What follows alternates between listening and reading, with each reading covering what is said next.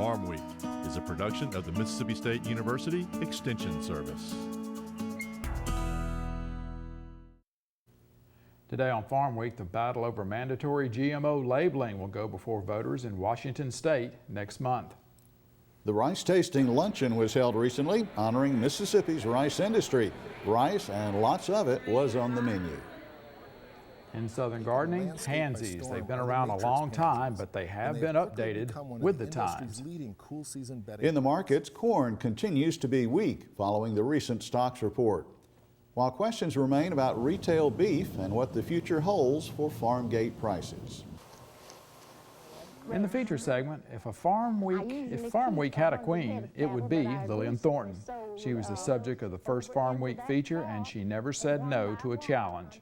She was also 81 years old when we visited. My lawyer said when my husband died nearly 11 years ago for me to make no changes. And I said, what do you mean? And he said, I mean for you to make no changes. I said, what I'm going to do with all those black Angus cows that my husband has bought that we have. He said, you're going to keep them. You know as much about it as he did.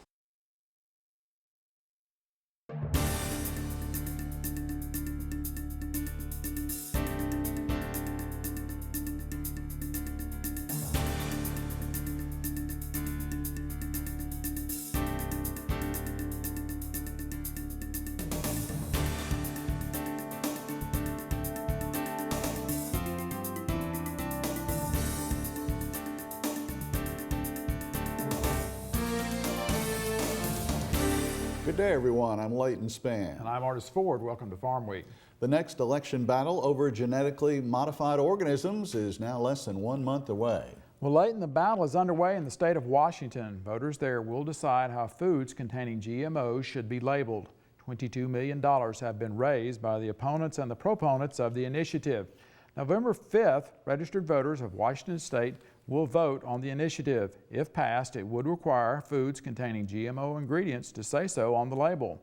A poll in September found 66% of Washington voters say they would vote for the labeling. California voters rejected a similar initiative by a 53 to 47% vote last year. Those supporting mandatory GMO labeling in Washington have raised $5,000, while those opposed have amassed $17 million. Some of those contributing to the no side include the Grocery Manufacturers Association, Monsanto, DuPont Pioneer, Dow AgriSciences, and Bayer Crop Science. Each year, it takes a Coliseum-sized venue to put on the annual Rice Tasting Luncheon, which has been known to attract up to 2,000 visitors. The event features all sorts of rice dishes to celebrate the Mississippi rice industry's contribution to our state's economy. This luncheon is held every year at the Walter Sillars Coliseum at Delta State University in Cleveland. Farm Week's Amy Taylor reports. On the third Friday of September every year, visitors come from all over the state to sample hundreds of culinary delicacies showcasing rice. With Mississippi rice reaching a farm gate production value of over $100 million in 2012, it's an important commodity in the state. Delta Rice Promotions Chairman Candy Davis says the Mississippi State University Extension Service plays an integral role in rice production. We also depend on them for education because they educate the farmer, which my husband and I are farmers, but they also educate the public and we are able to hand out a lot of literature and visit schools and through the consumer science department in teaching people a healthy way to eat rice and use rice in their diet. So we're very dependent on the entire extension service for what they provide for us. Additionally, Davis says the MSU Extension Service, Delta Rice Promotions, Mississippi Farm Bureau, and many others help plan and host the Rice Tasting Luncheon. Bolivar County rice farmer Marty Chenault says visitors got to walk away with a souvenir. Today, all of our visitors will have a chance to walk away with a bag of rice. It's a souvenir that Producers Rice Mill donates to the Delta Rice Promotions for this annual rice luncheon.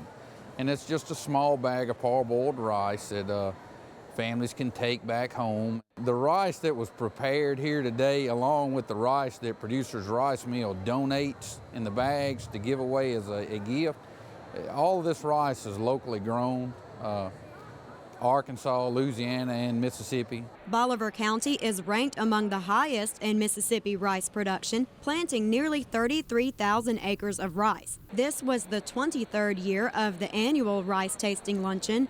From Delta State University, I'm Amy Taylor reporting.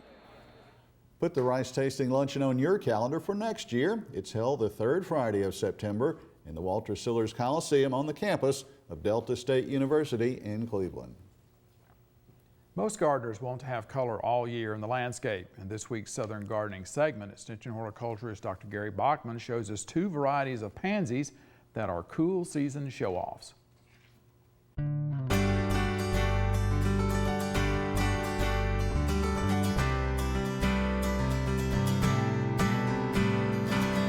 If there's one bedding plant that just can't be beat in our cool season landscapes, it has to be the pansy. As a group, pansies are great for outstanding performance. The pansy series that has taken the landscape by storm are the matrix pansies, and they have quickly become one of the industry's leading cool season bedding plants. There is a wide range of colors available. Many have the traditional blotch, sometimes known as being faced. This is the dark coloration of the lower flower petals. A really attractive group of matrix flowers have the clear colors. These flowers don't have a blotch and really flash pure color. Another series of must-have pansies that are an oldie but goodie are known as Delta Fire. These plants feature brilliant yellow flowers with blotches that range in color from burgundy to rusty red and orange. These warm colors are unusual for pansies. Both of these pansies have great growth characteristics. The plants will grow to 8 inches tall and 10 inches wide. When mass planted, these pansies can be impressive in the landscape. Perhaps the most important characteristic of these sturdy plants are the short stems. This is good because the flowers are large and held high above the foliage.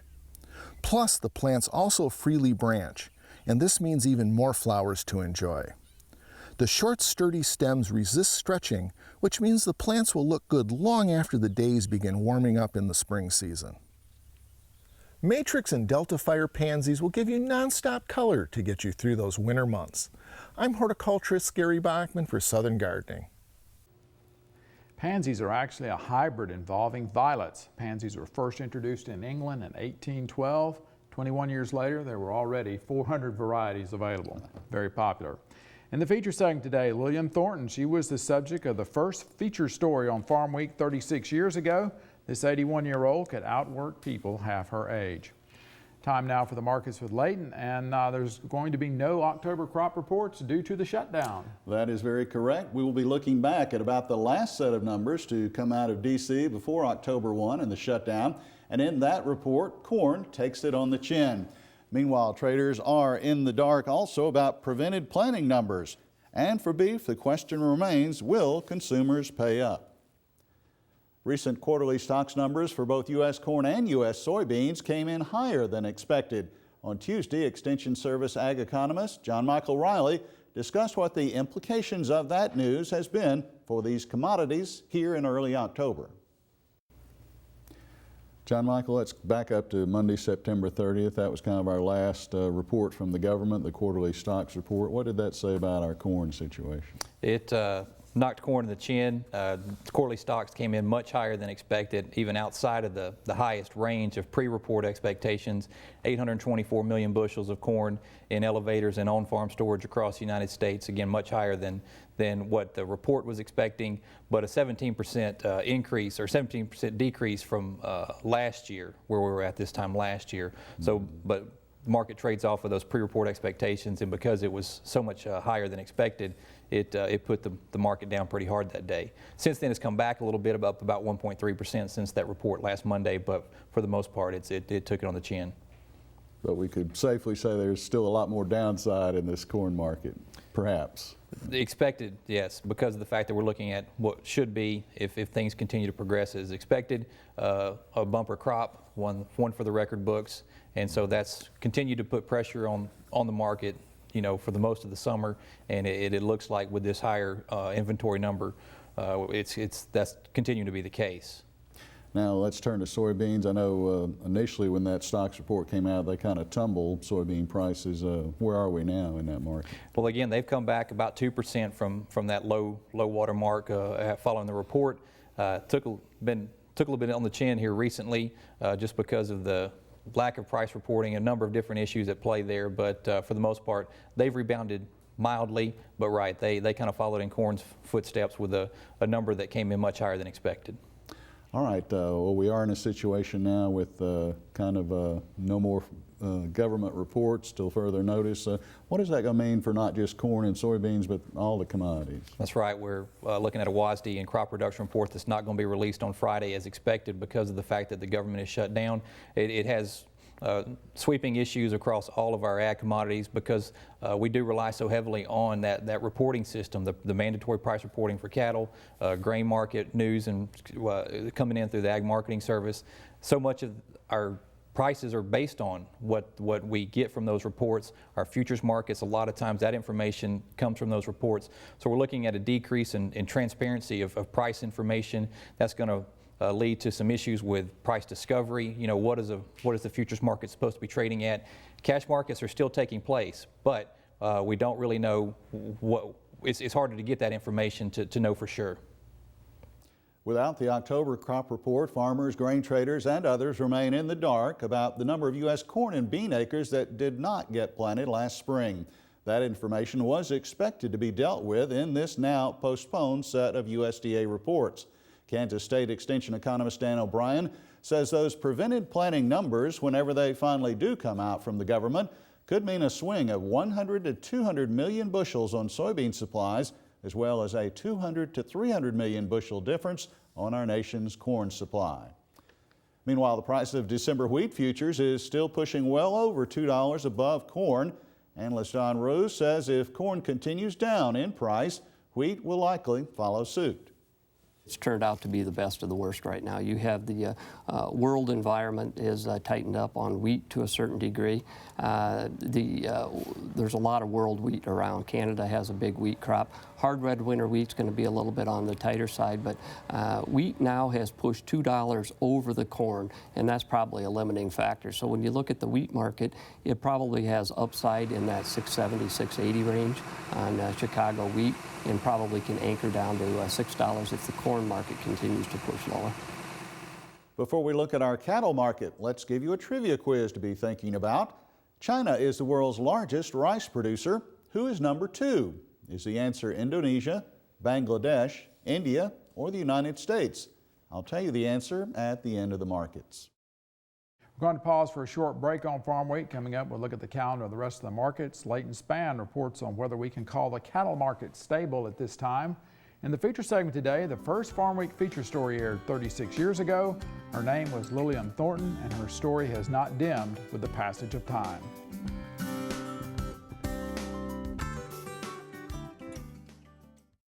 The largest home gardening show in the Southeast comes to Crystal Springs October 18th and 19th, and it's free. Mississippi State University Fall Flower and Garden Fest features a 3-acre garden full of flowers and vegetables, a huge plant sale, seminars, a Let's Go Walk in Mississippi Fun Walk, and much more. That's the Fall Flower and Garden Fest, October 18th and 19th at the MSU Truck Crops Experiment Station in Crystal Springs. Visit msucares.com/fallfest for more information. Well, before we get back to the markets, let's look at the Farm Week calendar. As you just heard on the public service announcement, the Fall Flower and Garden Fest is next Friday and Saturday, October 18th and 19th. It's located at Mississippi State University's Truck Crops Branch Experiment Station at Crystal Springs. That's 30 minutes south of Jackson on I-55, exits 65 and 68. It's the South's largest free garden show. There will be both ornamentals and vegetables on display. There's no admission fee, and there's free parking. Vendors will also be on hand selling plants. We will have a link to the Fest website on our calendar. The Southeast Mississippi Forage Field Day will be Friday, October 25th. It takes place at Simmons Farm on McKenzie Road at Petal. The hours are 9 a.m. to noon. Admission is free. The focus will be on stockpiling Bahia grass and Bermuda grass to close the gap between summer and ryegrass grazing. Go to our Farm Week website at farmweek.msucares.com for information on these and other events. Now let's check out this week's Farm Week Snapshot.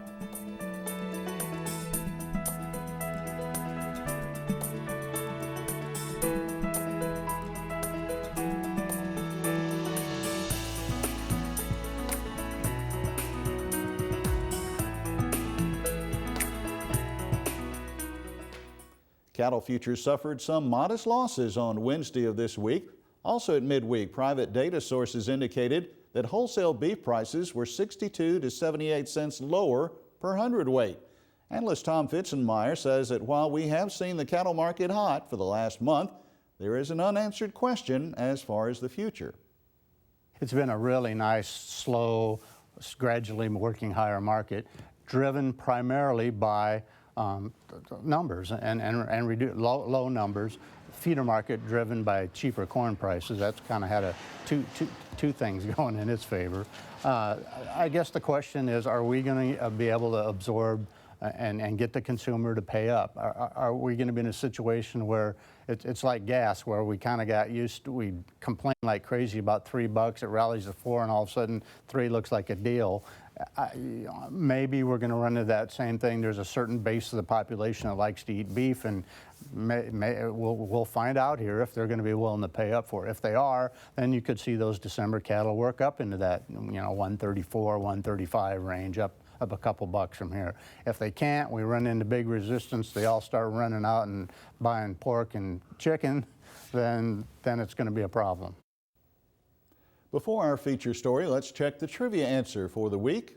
And the correct choice is C. India is the world's #2 rice producer after China.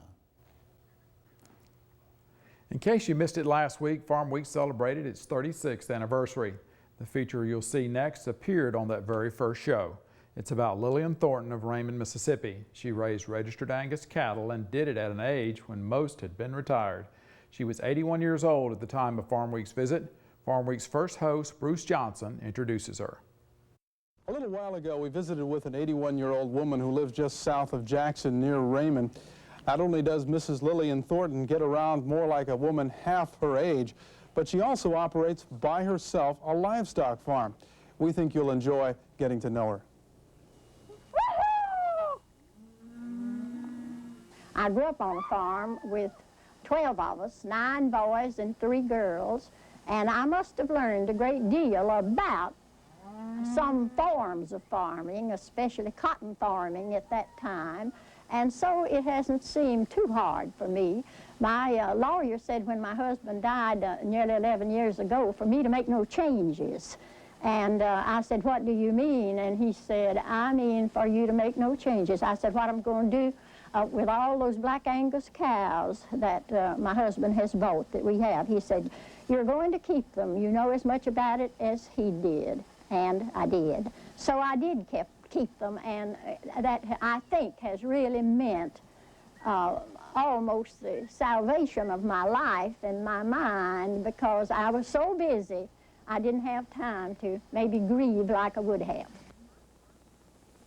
I'm 81. I guess you might say I've been farming about nearly 11 years since my husband died. If I'm going to farm, I have no one to help. Therefore, I have to do whatever comes to be done. It matters not what it is. I have to find a way if I don't know how. I build my own gates. I hang them. I have a circular saw that I saw all the parts, measure all parts for a gate. Saw them all here at the house where I have electricity. Carry them to the place that I'm going to hang it. Build the gate and then hang it by way of lifts, maybe tubs, or concrete blocks or whatever, till I have nailed the hinges on and hang it. My husband had all of the fencing done before he died, but there's always breaks of one kind and another, and I repair. I have a stretcher, and usually I don't have to use a stretcher. I use 2 hammers most times to repair. I have black Angus cattle, purebred, registered. I usually keep 100 head of cattle, but I've recently sold 67 head because they haven't been worth too much. And all of the years until last year, I've had to pay income tax on what I've made on my cattle because I'd sell some of them for breeding purposes and others to buyers whom I know. And so I have done that, but I felt that maybe I better just kind of cut down. I have only 36 now, and I'm just keeping those to kind of see whether the price goes up or whether they don't. And I raise my hay. I have 16 acres that I have cut every year for hay. And I usually get from 1,500 to 2,000 bales of hay, and that's enough for my cattle that I keep. I have a large barn that my husband made troughs all the way through, and they're big enough to hold just one bale of hay after another. I have the hay stacked back of the troughs, and I just lift those 65 and 70-pound bales over into that trough one by one until I have enough to feed as many cows as I have. I raise a garden. I would guess it's at least a fifth of an acre, and sometimes when I'm working it, I'm sure it's a half acre. I've had to water it consistently. Luckily, I have a lake up over where my garden is. And that pipe, I stop up one end at the garden with a stick with a rag wrapped around it. Then I go up to the levee and I fill the pipe, the lead pipe, with water. Usually takes about 6 or 8 gallons to fill it. And then I stick a stick with a rag on it in that and keep it very tight until I wade down into the lake and put that under water with a rock on it and then pull out the stick with the rag in it. Then I go back to the garden and pull the stick out there, and I have a great big inch of water coming out, and then I take pipes and put to the lead pipe, just shave them off and stick them in and water the whole garden.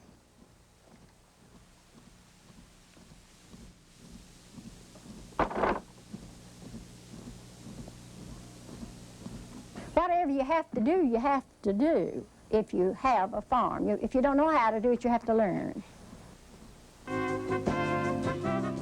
You can watch this story again on our Farm Week website, Facebook page, or YouTube. The website address is farmweek.msucares.com. I've spoken previously with Mrs. Thornton's son-in-law, Benton Kane.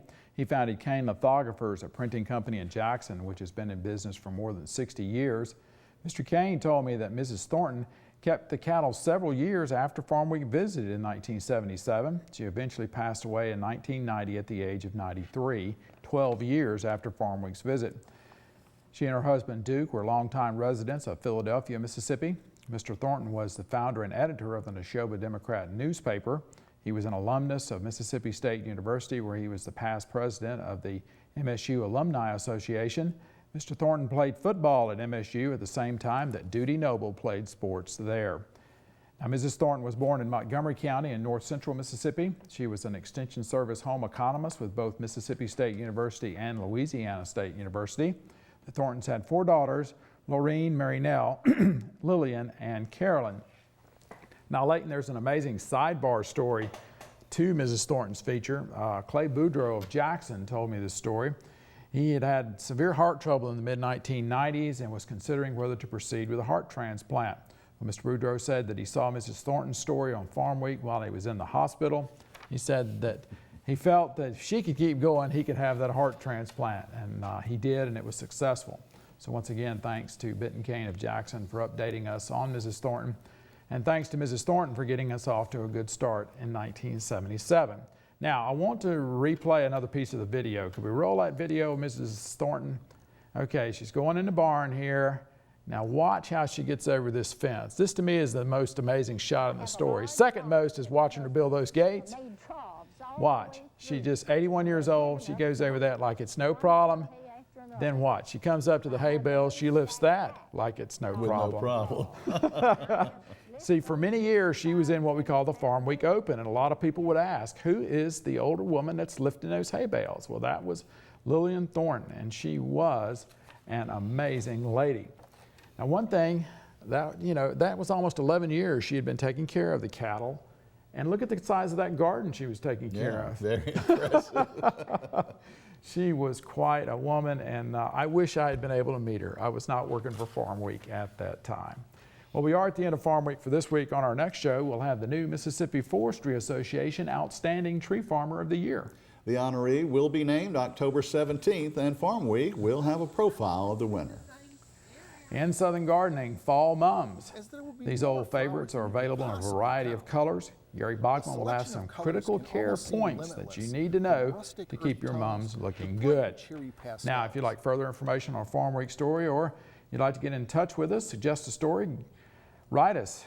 That's Farm Week, Box 9625, Mississippi State, Mississippi 39762. That's 9625, Mississippi State, Mississippi 39762. The telephone number is 662-325-2262. You can also get in touch with us through your county office of the Mississippi State University Extension Service. For the rest of the Farm Week crew, I'm Artis Ford. And I'm Leighton Spann. Thanks so much for watching. We'll see you next week.